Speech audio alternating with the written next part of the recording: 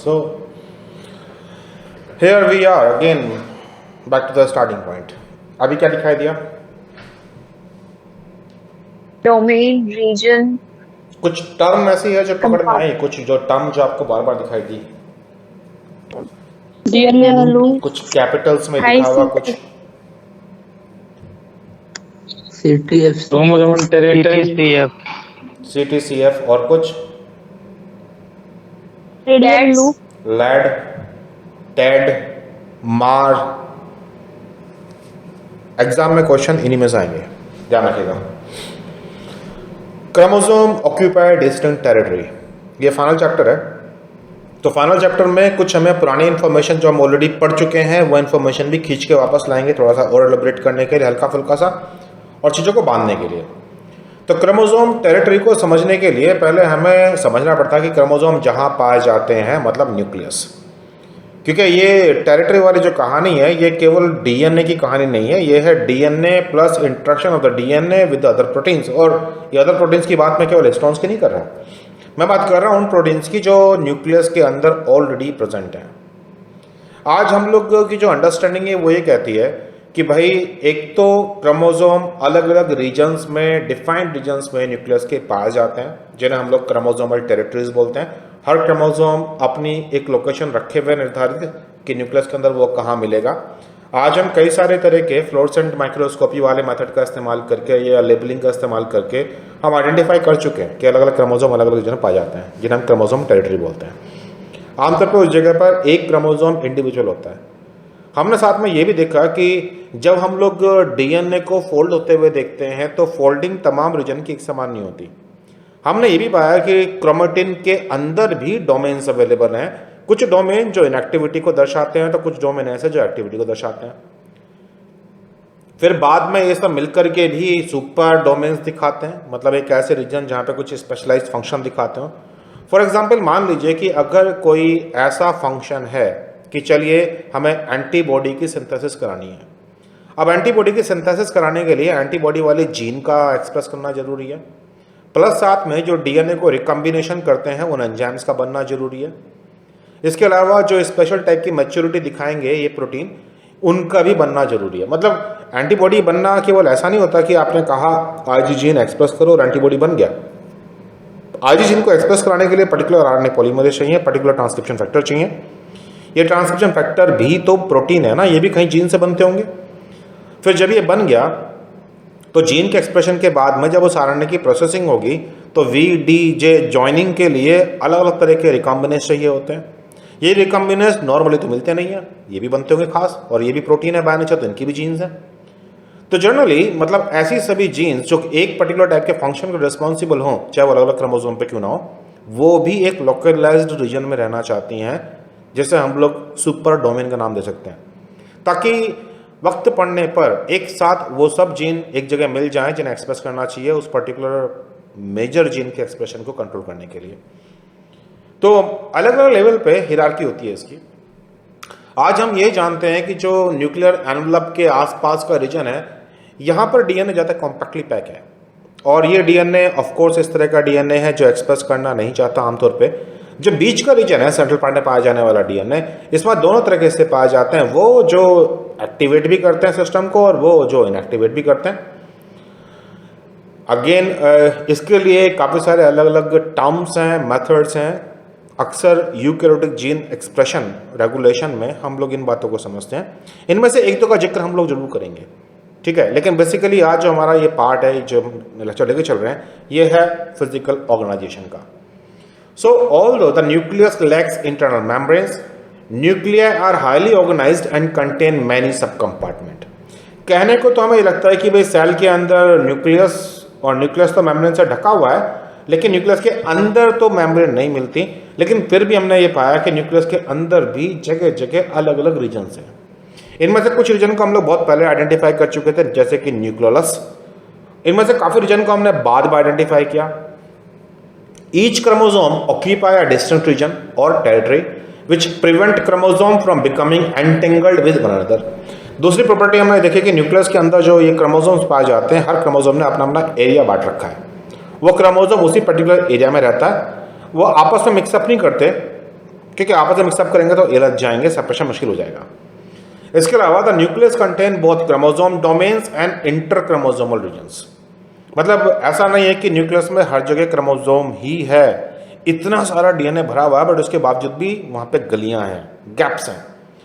जैसे पहले तो हम लोग ये एक डायग्राम देख रहे हैं, हम जानते हैं कि आरबीसी के अंदर न्यूक्लियस नहीं पाया जाता, लेकिन तब जब आरबीसी मैच्योर हो चुकी है, जब किसी सेल ने जो अभी तक आरबीसी की तरह हीमोग्लोबिन नहीं बनाती, लेकिन अब उसने डिसाइड कर लिया कि भैया मैं तो इरेथ्रोसाइट ही बनूंगी। जैसे कि एक सिग्नल मॉलिक्यूल है जिसका नाम है ईपीओ, किसी को फुल फॉर्म याद है इसकी, ईपीओ की? ये वो सिग्नल मॉलिक्यूल है जो stem cell, haematopoietic stem cell को मैसेज देता है कि आपको इरेथ्रोसाइट बनना है, इरेथ्रोपोएटिन। तो जब इरेथ्रोपोएटिन ने आप पे अपना काम दिखा दिया, तो ये सेल ने डिसाइड कर लिया, इसकी जीन्स उस फॉर्मेट में चले गई हैं कि अब ये केवल आरबीसी बन सकते हैं, तब इसे बोलते हैं हम लोग इरेथ्रोब्लास्ट। अभी तक इरेथ्रोसाइट बनी नहीं है पूरी है। तो जब इसके न्यूक्लियस को देखते हैं, अच्छा खासा बड़ा न्यूक्लियस है इसका, देखिए majority of the cell space को न्यूक्लियस ने घेर रखा है। और इंटरेस्टिंगली ये बात ध्यान रखिएगा हमेशा, किसी भी सेल के अंदर ऑर्गेनल कितना बड़ा है या कितना छोटा है, ये इस बात पर डिपेंड करता है कि वो ऑर्गेनल कितना काम कर रहा है। अगर न्यूक्लियस बहुत बड़ा है तो इसका मतलब न्यूक्लियस काफ़ी तेज काम कर रहा है, जैसे कि ट्रांसक्रिप्शन वगैरह। तो यहाँ पे हमने पाया कि कुछ रीजन्स तो हैं डार्क और कुछ रीजन है लाइट, और डार्क में भी हमने देखा कि अलग अलग रीजन्स अवेलेबल हैं, लाइट एंड डार्क। तो पहली बात तो ये कि इन जगह पर एनालाइज करने पर पाया कि ये डार्क रीजन वो हैं जहाँ पर क्रोमेटिन इस तरह के हैं जो एक्सप्रेस नहीं कर रहे हैं, और लाइट वाले वो रीजन हैं जहाँ पर डीएनए एक्टिवली ट्रांसक्राइब कर रहा है। मतलब पहली नज़र में जो हमें देख के आया कि जो हमें ये स्पॉट दिखते थे, हेट्रोक्रोमेटिन है जो डार्क कलर का दिखाई दे रहा है। अब नोटिस कीजिए कि जब ये पॉलीक्रोमेटोफिलिक इरेथ्रोब्लास्ट स्टेज आती है, स्टेज 1, मतलब अब जब ये सेल डिसाइड कर रही है कि मैं बन रही हूँ आरबीसी, तो धीरे धीरे उसका मेजॉरिटी ऑफ डीएनए अब हेट्रोक्रोमेटिन में कन्वर्ट होता जा रहा है। नोटिस कीजिए, धीरे धीरे जो यूक्रोमेटिन वाला पार्ट है वो कम होता जा रहा है। तो मतलब एक तो न्यूक्लियस के अंदर हेट्रोक्रोमेटिन, यूक्रोमेटिन वेल डिफाइंड तरीके से दिख सकते हैं हमें, और दूसरा ये एक इस तरह की प्रोसेस में गवर्न है कि जरूरत पड़ने पर heterochromatin can be converted to euchromatin and euchromatin can be converted to heterochromatin as per the need. हमने अभी भी कहा कि भाई यहाँ पे कुछ रीजन्स तो ऐसे हैं जहाँ पर क्रोमोसोम बैठे हुए हैं, जिन्हें हम बोलते हैं कि यह है क्रोमोसोमल टेरिटरीज। लेकिन फिर बीच में कुछ रीजन ऐसे भी तो हैं जो ब्लैंक पड़े हुए हैं, जिसको मैं ये लाल शेड कर देता हूँ, इसके अंदर कोई डीएनए वगैरह नहीं है, तो इनको हम लोग बोलते हैं इंटर क्रोमोसोमल डोमेन। जहां जहां क्रोमोसोम दिखाई दे रहा है वह है आपके chromosomal domain. Some processes occurs at distinct nuclear sites and may reflect an underlying structure। जब हम लोगों ने न्यूक्लियस को समझना शुरू किया, क्रोमेटिन समझना शुरू किया, तो हमें लगता था कि भाई न्यूक्लियस एक खाली जगह है जहाँ डीएनए भरा हुआ है। फिर बाद में समझ में आया कि ये प्रोटीन कॉम्प्लेक्सिटी भी है। अभी हमें ये पता है कि जो बॉल है न्यूक्लियस की, ये न्यूक्लियस की बॉल जस्ट ऐसे नहीं है, इसके अंदर फाइबर्स हैं जो उसको शेप दे रहे हैं। ये न्यूक्लियर लैमिनिन प्रोटीन की बात नहीं कर रहा मैं, ये मैट्रिक्स प्रोटीन है। याद रखिएगा, न्यूक्लियर लैमिनिन प्रोटीन केवल मेम्ब्रेन के साथ चिपके मिलते हैं। अगर मैं यहाँ दिखाना चाहूँ तो ये जो मैं डार्क दिखा रहा हूँ आपको, ये न्यूक्लियर लैमिनिन्स हैं जो इनर मेम्ब्रेन के साथ चिपके हुए हैं। लेकिन जो इंटरनल रीजन में प्रोटीन्स हैं, ये मैट्रिक्स प्रोटीन कहलाते हैं। काफ़ी हद तक ये दिखने में एक्टिन फाइबर्स की तरह हैं, इंटरमीडिएट फिलामेंट्स की तरह हैं, उनकी तरह हैं वो नहीं है, लेकिन फाइब्रस नेचर के हैं। और हमें ये भी दिखाई दिया कि जैसे हम लोगों ने शुरुआत में समझा कि भाई डीएनए रेप्लिकेशन तो कई जगह से स्टार्ट होता है, तो जब एक्सपेरिमेंटल एविडेंसेस कलेक्ट किए गए तो हमारी थ्योरी को थोड़ा झटका लगा। जैसे कि यहाँ पर हम लोगों ने एक एक्सपेरिमेंट देख रहे हैं, DNA replication occur at limited number of sites called replication factories. DNA replication nucleus में हर जगह नहीं होता, मतलब जहाँ कहीं भी आपका ARS पड़ा होगा या ओरिजिन ऑफ रेप्लिकेशन साइट है वहीं से रेप्लिकेशन शुरू हो जाएगा, ऐसा नहीं है। रेप्लिकेशन करने वाली मशीन जहाँ पर है वहाँ रेप्लिकेशन होगा। और फिर हमने ये पाया कि ये रेप्लिकेशन करने वाली मशीन पूरे न्यूक्लियस में एक समान नहीं बिखरी हुई है, ये क्लस्टर्स में, गुच्छों में, और ये क्लस्टर पूरे न्यूक्लियस के अंदर फैले हुए नहीं है होमोजीनियसली। जैसे 8 hour post mitosis early S phase, तो हमें ये छोटी छोटी डॉट दिखाई दे रही हैं, ये डॉट वो हैं जहाँ पर रेप्लिकेशन शुरू हो रहा है। हम ये कैसे देख पा रहे हैं? हमने यहाँ पर मीडियम में ब्रोमो डीऑक्सीयूरिडिन डाल दिया है और इसको हम लोग फ्लोरोसेंट कंजुगेटेड एंटीबॉडी का इस्तेमाल करके कर सकते हैं जो इससे बाइंड करता है BRDU से। ये जो ब्रोमो डीऑक्सीयूरिडिन है ये थाइमिन की जगह पर अपने आप को रेप्लिकेटिंग DNA में इंसर्ट कर सकता है। तो जहाँ DNA रेप्लिकेट कर रहा होता है ये आके जुड़ जाता है DNA के अंदर। अब एक एंटीबॉडी भी हमारे पास जिसके ऊपर फ्लोरोसेंट टैग लगा रखा है और ये एंटीबॉडी BRDU को पहचानता है। तो मान लीजिए कि कोई DNA रेप्लिकेट कर रहा है तो रेप्लिकेशन में जहाँ आपका नया DNA बन रहा है वहाँ आकर के ये एंटीबॉडी बाइंड कर जाएंगे। क्योंकि ये फ्लोरोसेंट लेवल थे तो हमें जहाँ पर DNA का एक्चुअल डिवीजन चल रहा है हमें वो इसे चमकते हुए दिख जाएंगे फ्लोरोसेंट माइक्रोस्कोपी में। तो 14 आवर्स के आसपास हमने देखा कि ये रीजन्स जो है काफ़ी एलोबरेट हो गए हैं, लेकिन ध्यान रखिएगा न्यूक्लियस पूरा ये एरिया है। तो न्यूक्लियस में हर जगह DNA अवेलेबल है मोस्ट ऑफ द प्लेसेस, लेकिन हर जगह रेप्लिकेशन एक समान नहीं चल रहा। फिर लगभग 6.5 घंटे के आसपास पोस्ट माइटोसिस जब लेट एक्सप्रेस चल रहा है तब हम पा रहे हैं कि कुछ लोकलाइज्ड रीजन में कंसंट्रेट होकर रह गई हैं चीज़ें, यानी कि DNA का रेप्लिकेशन हर जगह नहीं चल रहा। तो यहाँ से हमें आइडिया मिला कि ये जो मैट्रिक्स है ये मैट्रिक्स बाइंडिंग साइट है। जैसे आप में से बहुत लोग सवाल पूछते हैं कि भैया ये बताओ कि हेलिकेज DNA पर चलता है या DNA हेलिकेज पर चलता है। तो अब जो हमारी इंफॉर्मेशन है वो ये कहती है कि जो ये प्रोटीन्स हैं रेप्लिकेशन में इन्वॉल्व हैं, ट्रांसक्रिप्शन में इन्वॉल्व हैं, पोस्ट ट्रांसक्रिप्शन मॉडिफिकेशन में इन्वॉल्व हैं, तो एक तरफ जहाँ ये DNA या RNA चिपके हुए हैं दूसरी तरफ ये मैट्रिक्स के प्रोटीन के साथ भी चिपके हुए हैं। तो एक तरीके से इन्होंने अपने आप को एंकर कर रखा है और फिर वहीं बैठ के ये काम कर रहे हैं। तो DNA रेप्लिकेशन में रेप्लिसोम और RNA स्प्लाइसिंग में स्प्लाइसिसोम ये एंकर्ड है आपके न्यूक्लियर मैट्रिक्स के साथ। न्यूक्लियर मैट्रिक्स ये फाइब्रस प्रोटीन जो आपको दिखाई दे रहे हैं हम इनकी बात कर रहे हैं। ये अलग तरह के प्रोटीन होते हैं, बाहर नहीं पाए जाते और ये स्ट्रक्चर इतना ऑर्गेनाइज भी नहीं है इतना स्ट्रक्चर आपका साइटोस्केटल वाला सिस्टम ऑर्गेनाइज था। कोई सवाल यहाँ तक?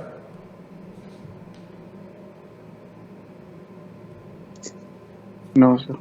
No sir. No, sir. The nucleus is bounded by the nuclear envelope. हम लोग जानते हैं कि जिसे आप न्यूक्लियस कहते हैं उसके बाहर डबल मेम्ब्रेन सिस्टम है। हर एक पार्ट का समझना जरूरी है हमें। The nucleus is surrounded by nuclear envelope consisting of two complete membranes. एक को बोलते हैं आउटर मेम्ब्रेन और एक को बोलते हैं inner membrane. The outer membrane is continuous with the membrane of ER। बाहर वाली के साथ में एंडोप्लाज्मिक रेटिकुलम कंटिन्यूएशन में, and the lumen of the nuclear envelope is continuous with the lumen of the ER। तो जो ER का lumen है अंदर वाला लिक्विड वाला पार्ट वही यहाँ भी है। The nuclear envelope contains numerous NPCs। NPCs मतलब न्यूक्लियर पोर कॉम्प्लेक्सेस, काफ़ी सारे होते हैं। The only channel for transport of molecules and macromolecules between the nucleus and the cytoplasm. तो जैसे कि हमारे पास ये डायग्राम है टिपिकल, इस डायग्राम में हमने दिखाया है कि एक खास तरह का प्रोटीन पाया जाता है, इसको बोलते हैं न्यूक्लियर लैमिना। जब भी कभी न्यूक्लियस को डिसइंटीग्रेट करना होगा माइटोसिस के दौरान, तो जो आपके माइटोसिस प्रमोटिंग काइनेज होते हैं फैक्टर्स जो सेल साइकिल के रेगुलेटर्स हैं CDKs, जनरली ये इन्हीं न्यूक्लियर लैमिनिन को टारगेट करते हैं फॉस्फोराइलेशन के लिए और फॉस्फेट लगने पर ये न्यूक्लियर लैमिनिन बिखर जाते हैं। इनका मेन काम है मेम्ब्रेन को बांधे रखना। ये केवल मेम्ब्रेन के साथ ही एसोसिएट होते हैं। न्यूक्लियस के अंदर जाएंगे तो वहाँ मैट्रिक्स के प्रोटीन है, वो न्यूक्लियर लैमिनिन नहीं है। लैमिनिन लैमिना समझ जाइए, हम बात कर रहे हैं मेम्ब्रेन की। लैमिना जो है अदर वर्ड है मेम्ब्रेन के लिए। तो यहाँ एक तो कुछ ट्रांस मेम्ब्रेन प्रोटीन है जैसे कि ये सन डोमेन के प्रोटीन्स। ये प्रोटीन एक तरफ तो आपके न्यूक्लियर एनवलप की जो न्यूक्लियर लैमिना है उससे बाइंड कर रहे हैं लैमिनिन प्रोटीन से, और दूसरी तरफ by the help of adapters जैसे कि नेस्परिन्स ये सेल के साइटोप्लाज्म में पाए जाने वाले साइटोस्केलेटल सिस्टम के मेंबर से बाइंड कर रहे हैं। तो इस तरीके से एक तरीके से ये मतलब ये हेल्प कर रहे हैं न्यूक्लियस को अपनी जगह पर रखने के लिए और स्ट्रेस से बचाने के लिए भी। न्यूक्लियर पोर कॉम्प्लेक्स वो जगह जहाँ से आना जाना होगा। थोड़ा सा और इस डायग्राम को एलोबरेट कर लेते हैं। तो जो ये आउटर मेम्ब्रेन है, आउटर मेम्ब्रेन कंटिन्यूअस है ER के साथ, तो जो यहाँ लिक्विड है वो ER के अंदर भी है। न्यूक्लियर पोर कॉम्प्लेक्स मैका असेंबली है जो दोनों मेम्ब्रेन के आर पार है।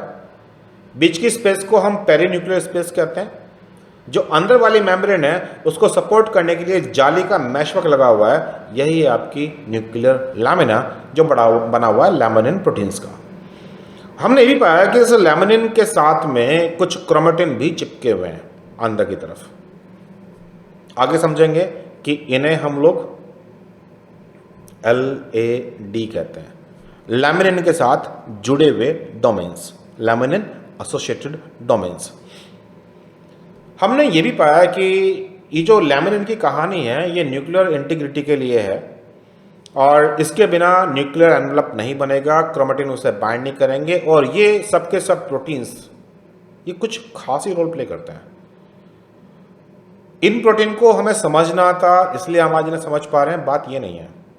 कुछ खतरनाक बीमारियां थी, उन बीमारियों को समझते समझते इनमें से काफ़ी सारे प्रोटीन हमारे हाथ लगे। जैसे कि एक LBR नाम का प्रोटीन है, LAP2, MAN1, एमरिन, LAP1। देखिए सभी प्रोटीन्स याद रखने की जरूरत नहीं होती, लेकिन जो कंटिन्यूएशन में आपको नाम बार बार सुन रहे हैं, जैसे कि यहाँ पे LAP 2 बार आ गया, LAP1, LAP2, सन 3 बार आ गया, यानी कि सन के 3 टाइप हैं।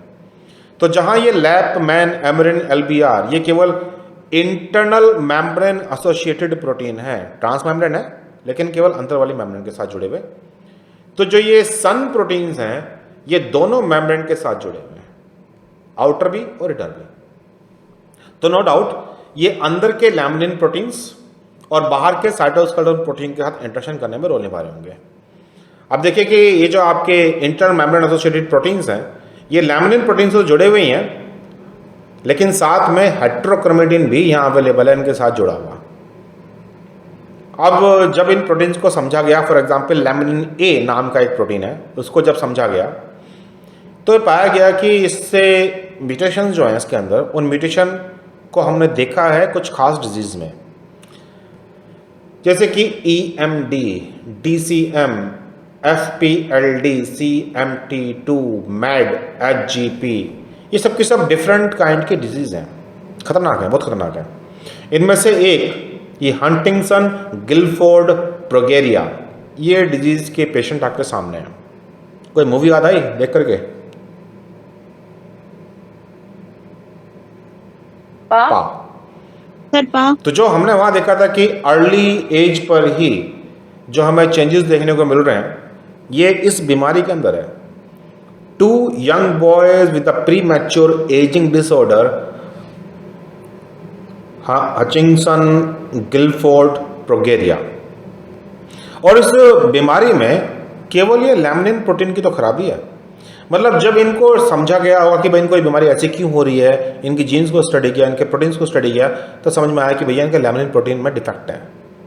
तो अब इसका मालूम पड़ता है कि ये लैमिनिन प्रोटीन कितना इंपॉर्टेंट है कि इसके डिफेक्ट की वजह से आदमी की एजिंग बड़ी फास्ट हो रही है, तो बहुत बड़ा रोल प्ले कर रहे हैं। और नो डाउट कि इनके डिफेक्ट्स कई सारी तरह की बीमारियां ले हुए हैं। Chromatin is divided into euchromatin and heterochromatin. हम लोगों ने ये बात पहले भी पढ़ी थी। आपको याद है कि हमने हेट्रोक्रोमेटिन को भी 2 हिस्सों में बांटा था, कौन कौन से थे वो?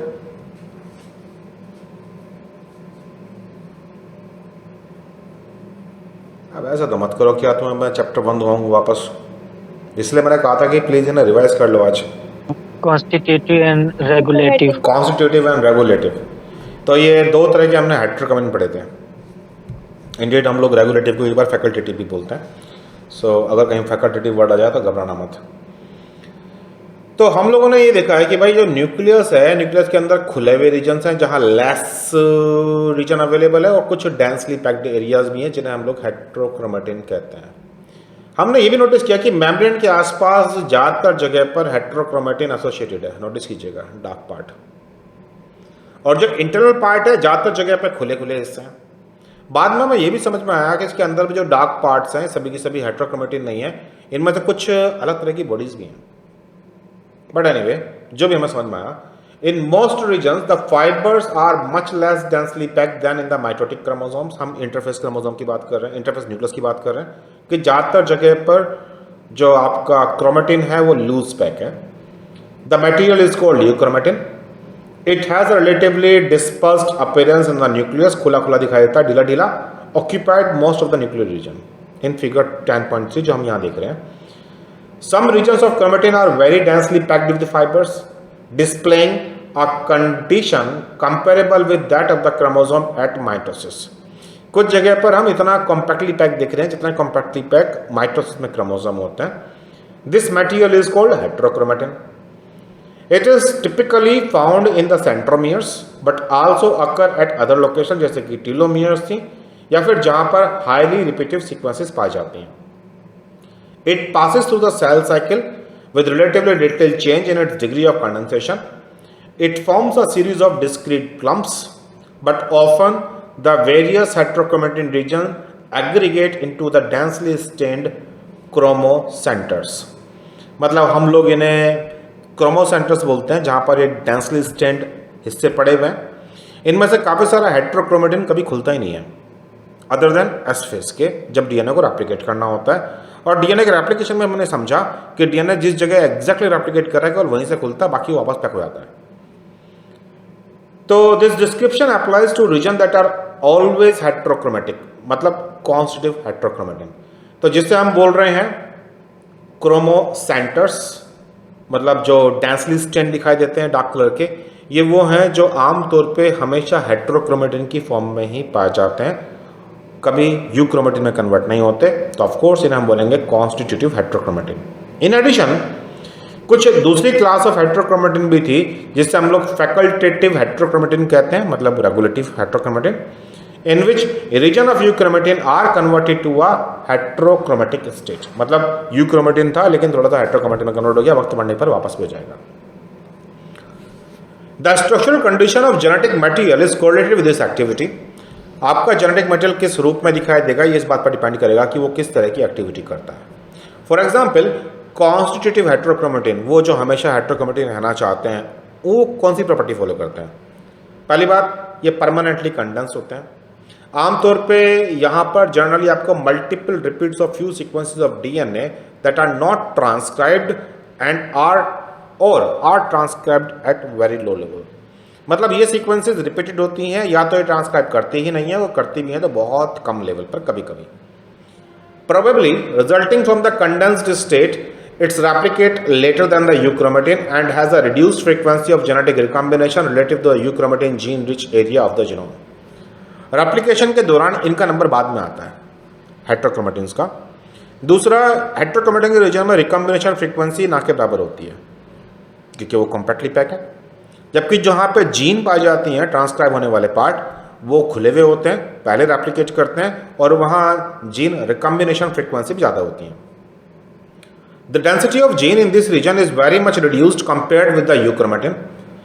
हेट्रोक्रोमेटिन के अंदर अगर आप जीन ढूंढोगे तो आपको जीन मिलने के नहीं है। जीन डेंसिटी बहुत कम है, मतलब पर million base pair number of gene 2-3 मुश्किल से। Genes that are translocated into or near it are often inactivated. अगर हेट्रोक्रोमेटिन के आसपास कोई जीन को हम डाल दें तो वो जीन आमतौर पे इनएक्टिवेट हो जाती हैं, हमने ये पहले भी देखा था। The one dramatic exception to this is the ribosomal DNA. इस बात का एक्सेप्शन है राइबोसोमल डीएनए। राइबोसोमल डीएनए ये वो है जो न्यूक्लियोलस में इकट्ठा हो रखा है। ये कॉम्पैक्ट है दिखने में, लेकिन बिहेवियर इसका अलग तरह का है। लेट रेप्लिकेट करता है लेकिन ट्रांसक्रिप्शन बहुत ज़्यादा हो रहा होता है इसके अंदर। रिपीटेड डीएनए अवेलेबल है लेकिन ट्रांसक्राइब करने वाले जीन बहुत सारी हैं, वो रिपीटेड डीएनए के ही नेचर में है। तो ये इसका एक्सेप्शन है। मैंने भी कल भी कहा था आपसे कि हम यूनिक वर्ड इस्तेमाल करते हैं अपने जीन्स के लिए कि एक जीन एक कॉपी में, लेकिन राइबोसोमल डीएनए के अंदर राइबोसोमल आरएनए बनाने वाले जीन्स मल्टीपल कॉपी में पाई जाते हैं। इन बातों के अलावा हमने ये भी देखा कि हेट्रोक्रोमेटिन और यूक्रोमेटिन ये सब मिला भी दें तो जो ओवरऑल क्रोमोसोमल ऑर्गेनाइजेशन है वो भी बड़ी यूनिक है न्यूक्लियस के अंदर। ज़्यादातर केसेस में हमने पाया कि हर क्रोमोसोम अपनी कोई पर्टिकुलर 3 डायमेंशनल स्पेस घेर के बैठा हुआ है न्यूक्लियस के अंदर, जिसे हम क्रोमोसोम की टेरिटरीज कहते हैं। और आमतौर पर ये टेरिटरीज जनरल नॉर्मल कंडीशन में एक्सचेंज नहीं करते। तो जो क्रोमोसोम जिस जगह पाया जाता है वो क्रोमोसोम को उसी जगह मिलेगा। फिर हमने ये भी पाया कि जो अंदर का मैट्रिक्स है उस मैट्रिक्स के साथ भी स्पेसिफिक डीएनए की सीक्वेंसेस हैं जो अटैच होना चाहती हैं। तो शुरुआत में जब हमने न्यूक्लियस को ढंग से स्टडी करना शुरू करा, जो मैट्रिक्स वाला पार्ट है। देखिए अगर मैं न्यूक्लियस को दिखा रहा हूँ, यहाँ फिलहाल मैंने एनपीसी गायब कर दिए, तुम कंफ्यूज हो गए तो मैं लो एनपीसी बना देता हूँ। ये आपके न्यूक्लियर पोर कॉम्प्लेक्सेस हैं, ठीक है। तो ये हिस्सा तो है लैमिना एसोसिएटेड, इसे तो आप भूल जाओ। मैं बात कर रहा हूँ कि जो अंदर की तरफ है हिस्सा, ये है मैट्रिक्स। हमने पाया कि यहाँ पर डीएनए कुछ प्रोटीन के साथ में कॉम्प्लेक्स पाया जाता है, ये मैट्रिक्स प्रोटीन है। एक्सपेरिमेंट के थ्रू क्या किया गया कि सबसे पहले न्यूक्लियाई को आइसोलेट किया गया, हिस्टोन्स निकाल दिए गए, और उसके बाद में कुछ ऐसे केमिकल्स का इस्तेमाल किया कि ये प्रोटीन्स यानी ये डीएनए आपस में क्रॉस लिंक हो जाए। फिर रेस्ट्रिक्शन न्यूक्लियस से डाइजेस्ट करा दिया, तो जितना भी लूप्ड डीएनए था वो बाहर निकल गया, छोटे छोटे डीएनए के पीछे जो जुड़े हुए थे वो जुड़े रह गए। फिर बाद में हमने जो क्रॉस लिंकिंग है उसको रिवर्स करके इसमें से डीएनए बाहर निकाल लिया जो मैट्रिक्स प्रोटीन के साथ चिपका हुआ है। दूसरी तरफ हमने डीएनए को इतना ट्रीटमेंट दिया कि सारे के सारे डीएनए हट जाएं और हम केवल मैट्रिक्स के प्रोटीन आइसोलेट कर लें। और फिर जब हमने इन टुकड़ों को वापस नए वाले मैट्रिक्स प्रोटीन के साथ छोड़ा तो हमने पाया कि चिपक गए उसके साथ। दैट मीन्स जो हमने ये डीएनए आइसोलेट किए हैं, इन डीएनए में मैट्रिक्स से चिपकने की क्षमता है। ये जो लूप वाले डीएनए, इनमें ये एबिलिटी नहीं थी, केवल ये बेस वाला जो डीएनए था ये, मतलब अगर मैं कह रहा हूँ कि दिस इज मैट्रिक्स प्रोटीन और कोई डीएनए आकर के यहाँ पर लूप बना रहा है, तो जो हिस्सा मैट्रिक्स के साथ एसोसिएटेड है इसके पास है एबिलिटी मैट्रिक्स के प्रोटीन से बाइंड करने की। DNA site attached to the proteinaceous structure in the interface nuclei are called matrix attachment region या MARS। इन्हें कई बार हम लोग स्कैफोल्ड अटैचमेंट रीजन भी कहते हैं या फिर S/MARS। आप इस वर्ड को ध्यान रखिएगा, S/MARS।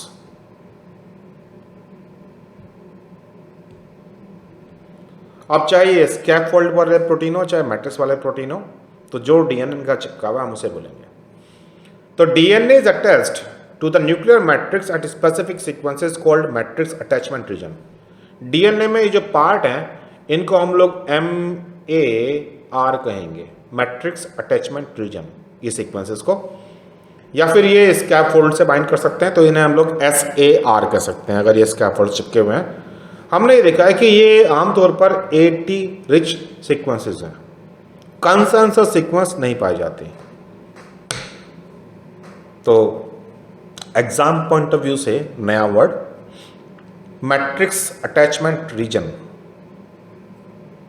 मैट्रिक्स अटैचमेंट रीजन हम डीएनए के उन पार्ट्स को बोल रहे हैं जो मैट्रिक्स के प्रोटीन से इंटरेक्ट करते हैं लूप्स बनाने में।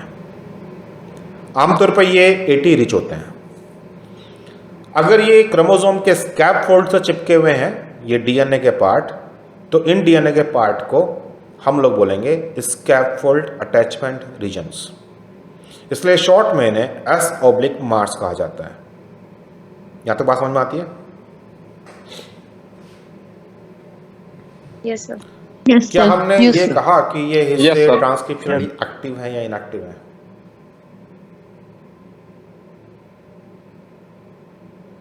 हाँ या ना? No sir, no. नो। तो अभी तक हमने मार्स को ट्रांसक्रिप्शन के साथ एसोसिएट नहीं किया है, ये ध्यान रखिएगा।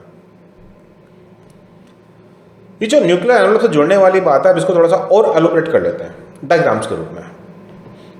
अब इस न्यूक्लियस में आपके पास कोई भी डीएनए नहीं है फिलहाल, तो न्यूक्लियस के अंदर क्या मिलता है वो देखना है हमें। जनरली अगर आपको न्यूक्लियस को समझना है बिना डीएनए के, तो आपको बहुत सारा NaCl पिलाना पड़ता है न्यूक्लियस को, बहुत सारा डिटर्जेंट का इस्तेमाल करना पड़ता है, तब जाकर के आपके हाथ में आते हैं मैट्रिक्स के प्रोटीन। क्योंकि जब आप बड़ी मात्रा में डिटर्जेंट का इस्तेमाल करते हो सेल आइसोलेशन में, प्योरिफिकेशन में, और high concentration of sodium chloride, तो डीएनए, प्रोटीन्स ज़्यादातर और मेम्ब्रेन ये डीनेचर होकर हट जाती हैं अलग। लेकिन जो अंदर मैट्रिक्स प्रोटीन है वो इतनी कंसंट्रेशन के बावजूद भी सॉल्ट्स की वो अपनी जगह बना रहता है। एक इंटरेस्टिंग बात हमने ये देखी कि इस मैट्रिक्स की इंटीग्रिटी के लिए आरएनए का इन्वॉल्वमेंट बहुत जरूरी है। जब हमने आरएनए का ट्रीटमेंट दिया तो मैट्रिक्स ने अपनी शक्ल ही खो दी। मतलब मैट्रिक्स बना रहने के लिए आरएनए भी चाहिए, यानी कि आरएनए स्ट्रक्चरल रोल निभा रहा है न्यूक्लियस के अंदर कुछ। तो यहाँ जो आपके सामने डायग्राम दिखाई दे रहा है, इसमें येलो कलर के हैं ये protein bound to nuclear matrix filament. अलग अलग तरह के प्रोटीन से हो सकता है रेप्लिकेशन में इन्वॉल्व होते हो, ट्रांसक्रिप्शन में इन्वॉल्व होते हो। जो हरे रंग के जितने भी फाइबर दिखाई दे रहे हैं ये हैं आपके इंटरनल न्यूक्लियर मैट्रिक्स, जिनके साथ हम जुड़ने की बात कर रहे हैं हमेशा। अभी जिससे हमने मार्स नाम की डीएनए सीक्वेंस बोली जो चिपक रही थी, वो नहीं प्रोटीन चिपकने की बात कर रहे थे हम लोग। न्यूक्लियर लैमिना ये अलग है, यहाँ सिर्फ न्यूक्लियस के अंदर वाली मेम्ब्रेन चिपका हुआ है। लैमिनिन प्रोटीन्स हैं, कई कैटेगरी होती है इनकी ABC करके, और हेट्रोक्रोमेटिन यहाँ चिपकना चाहता है कई जगह, और उस हिस्से को जो चिपकने वाला हिस्सा उसे हम कुछ और ही कहेंगे। फिलहाल हम लोग यहाँ मार्स की बात कर रहे थे। तो अगर हम इलेक्ट्रॉन माइक्रोस्कोप में देखें जहाँ पे हमने क्रोमेटिन गायब कर रखे हैं, तो देखिए न्यूक्लियोलस के अंदर भी आपको प्रोटीन दिख रहे हैं और बाकी जगह प्रोटीन दिख रहे हैं, और ये पूरा जो फाइबर दिख रहा हुआ नेटवर्क, ये आपका nuclear laminin and nuclear matrix है। और क्लोजअप में देख पा रहे हैं हम लोग कि there are fibres nuclear matrix के अंदर। ये फाइबर हैं जो उसकी शेप दे रहे हैं, और इन्हीं से चिपकने वाले DNA को हम लोग कहते हैं MAR। ठीक है, तो DNA का वो रीजन, क्रोमेटिन का वो रीजन बोल दीजिए, क्योंकि आमतौर पर ये 30 नैनोमीटर के आसपास का फाइबर है।